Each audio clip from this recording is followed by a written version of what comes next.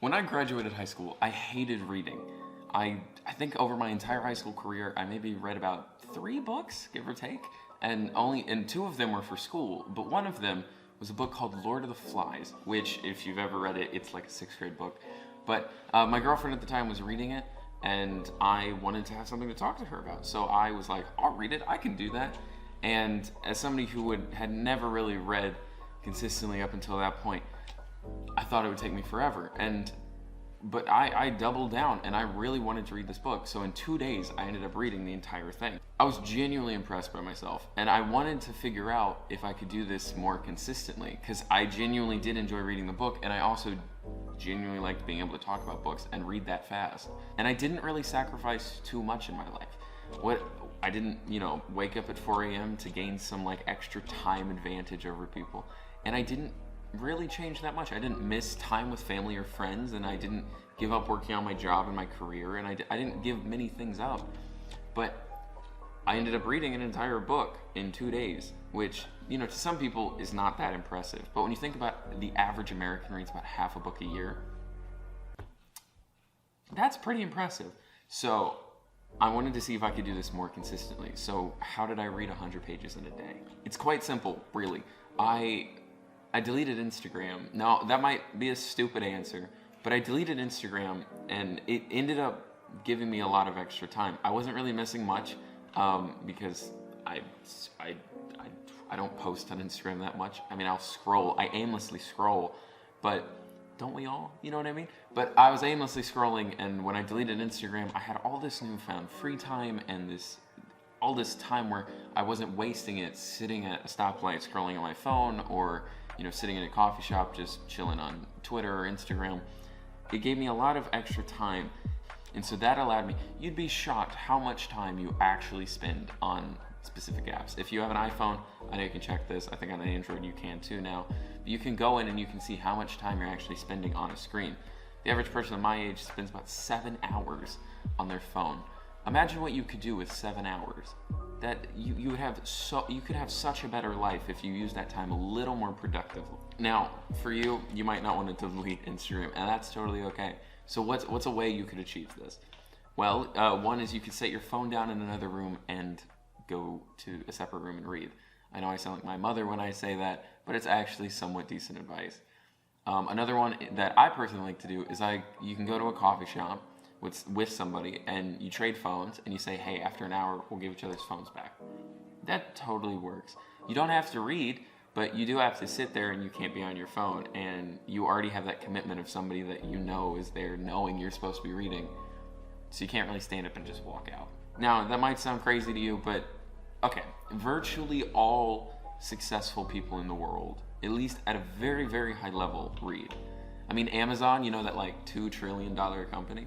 Yeah, they started by selling books. If books weren't as important as they were, I don't think Amazon would have made it. Blinkist magazine actually has a good quote on this. They said that tech entrepreneur Elon Musk reportedly learned how to build rockets by reading books. Musk was bullied a lot as a child in South Africa. He found comfort in fantasy and science fiction books, which inspired him to leave a legacy in the world.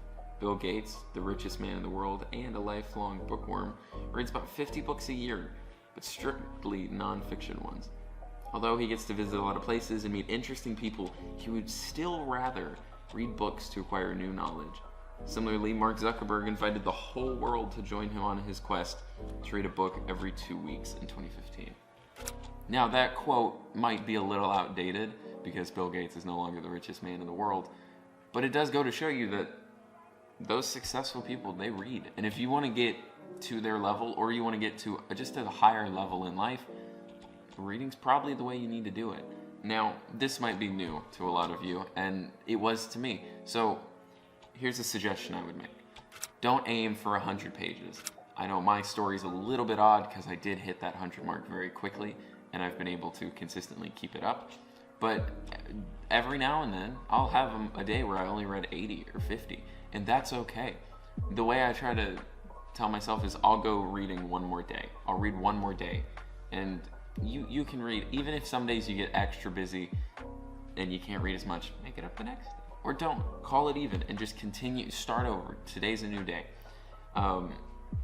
But if you can't read 100 pages, or you don't even start that high. Start at 10, start at 15, start at 20.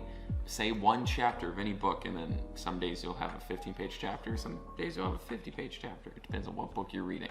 But just start. That's basically my biggest thing, is just start, go as far as you can. And one interesting thing that you might see is you'll say, hey, I want to read 15 pages. You get to that 15-page mark and the chapter isn't over. So then you're like, you know what, I'll just keep going. I'll finish the chapter. And then when you set out to do 15, you actually read 24. And then you just want to keep going, because you've already, it makes you feel good because you got that extra step up from the day. Another thing is, if you're going to read 100 pages, you don't have to read it all in one book. I, at any given time, am usually reading about 3 books. So if you're trying to get to that 100-page mark, and if you're just specifically there for that 100-page number, you don't have to read the same book. I try to break it up when I read. I do it by chapter usually. So I'll read one chapter in one book, which could be about 25 pages, and then I go to a new book. And, every book's printed differently, so some chapters might take longer than others. Some chapters might be a different font, so they take less time than others. You don't really know. But I switch it up throughout the day, where I'll wake up, read a chapter in a book, go to lunch, read a chapter there, go to dinner, read a chapter there, before bed, read a chapter there.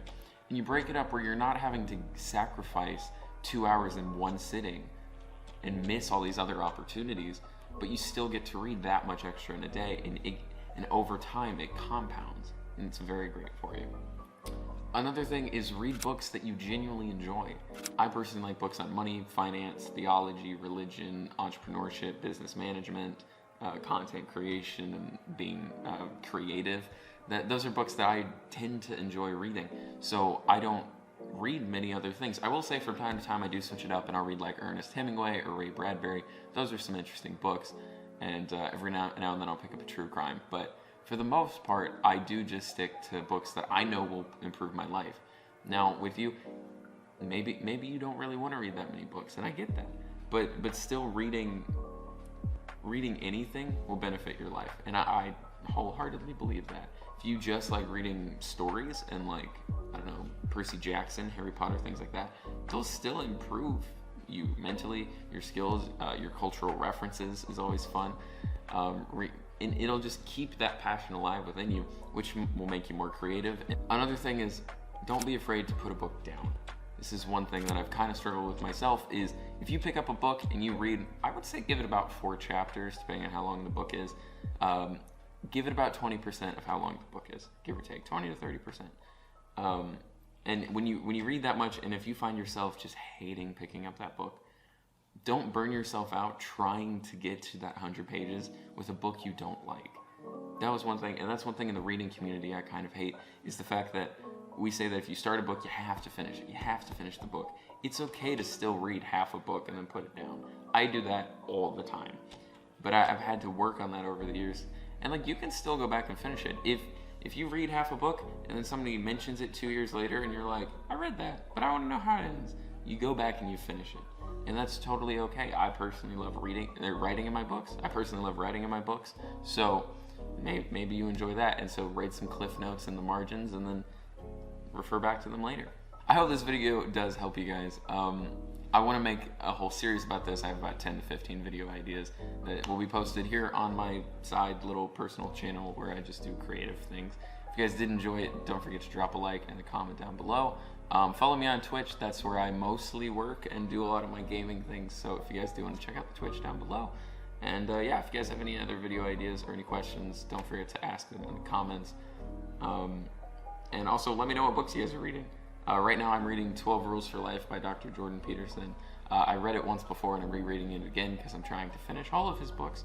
And yeah, I'm reading that, and it's honestly a really good book. I'm enjoying it. But yeah, let me know what you guys think, if you guys did enjoy the video. And yeah, I'll see you all in the next one.